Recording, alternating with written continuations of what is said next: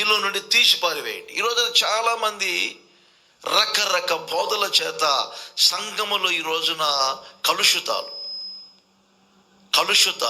కలితి కలితి కలితి కలితి కలితి కల్పన, మరోసారి చెప్తున్నా, కల్పనలు ఎక్కువైపోతున్నాయి.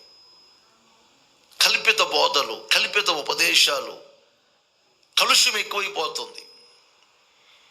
పెరుగుల్లో ఉన్నటువంటి కల్తీని గమనిస్తున్నారు, పాలల్లో ఉన్న కల్తీని గమనిస్తున్నారు, తినే రైసుల్లో ఉన్నటువంటి కల్తీని గమనిస్తున్నారు.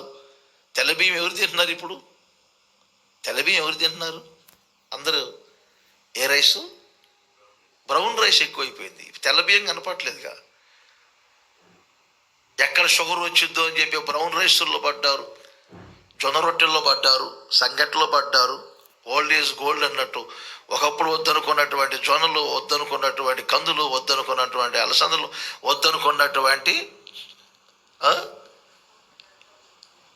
ఈ మధ్య సిరుధాన్యాలు అంటల్లా, చెడు ధాన్యాలు అన్నది ఒక అమ్మాయి. ఏ ధాన్యం ఏంటమ్మా ఇవన్నీ రకరకాలుగా ఉన్నాయంటే చెడు ధాన్యాలు అన్నది. చెడు ధాన్యాలు కాదు, సిరుధాన్యాలు. అవి సిరుధాన్యాలు అంట.